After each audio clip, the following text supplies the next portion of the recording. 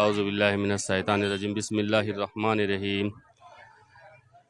আমাদের পবিত্র মুহররম উপলক্ষে যা আমাদের অনুষ্ঠান সূচিগুলো হয়ে থাকে সেই ব্যাপারে একটু আপনাদেরকে সংক্ষিপ্ত আলাপে একটু আপনাদের অবগত করছি।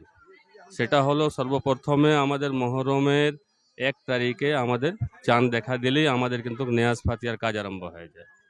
চাঁদের 29 তারিখে আমরা সালামি দিতে যাই এবং 5 তারিখে আমাদের তবরুক নিয়ে আসি।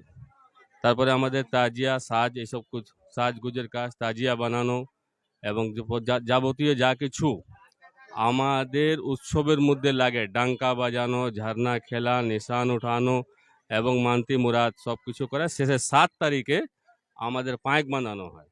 অর্থাৎ 7 তারিখ থেকে 10 তারিখ পর্যন্ত আমরা এই পায়েক পার্টি নিয়ে সম্পূর্ণ সৈয়দপুর শহর এলাকা, অলিগলি, পাড়া মহল্লা, 15টা ওয়ার্ড আমরা পায়ে হেঁটে প্রদর্শন করি এবং আমরা এই 3 দিন কিন্তু ব্যাপী আমাদের এক সমান এই মিছিল চলে।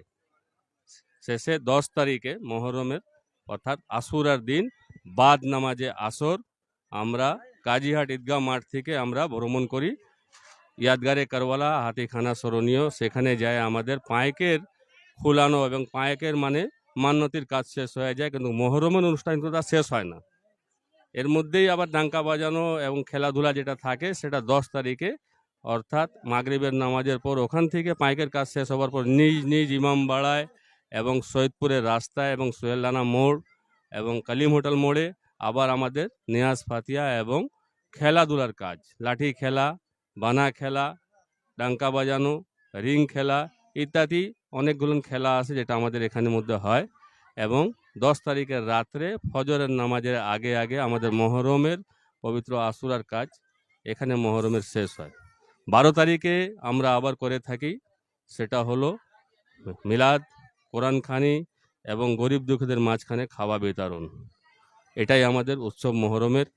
আর বিষয় করি আমরা এটা যারা আমাদের পায়েক পার্টি বা পায়েক ছেলেরা থাকে এবং তাদের গার্জিয়ানদেরকে শুধু মান্যতি করলে হয় না, আমরা এটা উপদেশ দিয়ে থাকি যে আল্লাহ রাব্বুল আলামিন আমাদেরকে ওসিলা দিয়েছেন পবিত্র ইমাম হুসাইন আলাইহিস সালামের সদকায় আমরা যা কিছু আগ্রহী পাই, কিন্তু আমরা সবচেয়ে প্রথম প্রাধান্যতা দেই যে তোমরা পায়েক বেঁধেছো ঠিক আছে, কিন্তু 5 ওয়াক্তের নামাজ অবশ্যই পড়তে হবে এবং পবিত্রতা বজায় রাখতে হবে।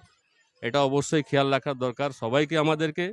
এটা আমাদের মুহররমের ব্যাপার আছে, এটা কোনো খুশির ব্যাপার না। যেটা বিষয়টা হলো মূলত যেটা হয় সেটা হলো মুহররমের যে আশুরার যেটা আছে সেটা হলো আলাদা জিনিস, আর যেটা হলো পায়েকের বা ইত্যাদি যেটা মান্যতি সেটা একটা আলাদা জিনিস। এখান থেকে অনেক আমাদের ইমামবাড়া থেকে যতদিন থেকে আমার দাদা ছিলেন, দাদার পর যখন আমরা এসেছি আমার জানাতে অসংখ্য মা বোনেরা, হিন্দু মুসলিম বুদ্ধিস্ট ক্রিশ্চান এটা বলে কিছু নেই, যিনারা অনেক দিন থেকে ডাক্তার হাকিম সব কিছু শেষ করে ইমাম হুসাইন আলী মাকামের চৌখটে এসে পড়ে গেছেন। 12 বছর, 18 বছর, 15 বছর, 9 বছর সন্তান নেই, কোনো দুঃখী রোগী আগ্রহ হচ্ছে না, এখান থেকে তারা শিফা পেয়ে যায়। তারা নিশ্চিত নিঃসন্দেহে যারা মান্যতি করে তারা নিজে নিজে চলে আসে। এবং এই যে পাইক পার্টিরা যারা আসে এদেরকে কিন্তু আমরা কোনো রকমের কোনো পাবলিসিটি, কোনো প্রদর্শনী, কোনো বাড়ি বাড়ি যায় আমরা বলি না।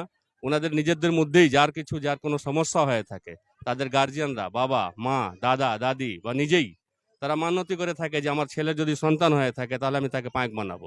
অনেকে আজীবন, অনেকে 10 বছর, অনেকে 15 বছর, অনেকে 5 বছর, অনেকে 2 বছর।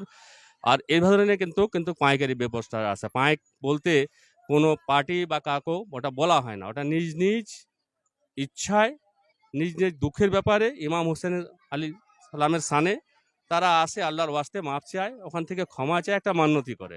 আল্লাহ রাব্বুল আলামিন নিজের হাবিবের নাতির ওসিলায়, ওই পবিত্র আশুরার ওসিলায়, বা এই যে আছে একটা ধার্মিক বা একটা মানুষের যেটা নিজ নিজ যেটাকে বিশ্বাস বলা হয়, এই বিশ্বাসের মধ্যে কিন্তু আগ্রহী, আর বিশ্বাসেই কিন্তু ইমান রয়েছে। এই করে কিন্তু আমাদের এটাকে যদি মনে করে যে এগুলো কোনো ধর্মের বা কোনো এক জাতি করে, এমনও না।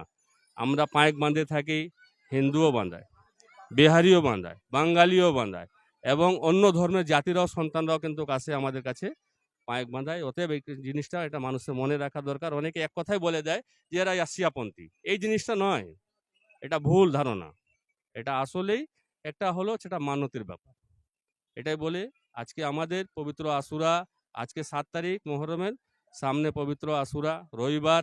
আপনারা সবাই দোয়া করবেন যে আমাদের এই পবিত্র মুহররম উৎসব, বিশেষ করে সৈয়দপুর শহর আমাদের ঐতিহ্য একটা, এটা যেন ঐতিহ্য থাকে এবং আমরা যেন সুন্দরভাবে সুস্থভাবে আইন শৃঙ্খলাকে বজায় রেখে সবাইকে যেন খুশি করতে পারি এবং আমরা নিজের উৎসবটাকে খুব ভালোভাবে পরিপূর্ণ করতে পারি। এই বলে আমার বক্তব্য শেষ করলাম। আসসালামু আলাইকুম ওয়া রাহমাতুল্লাহি ওয়া বারাকাতুহু।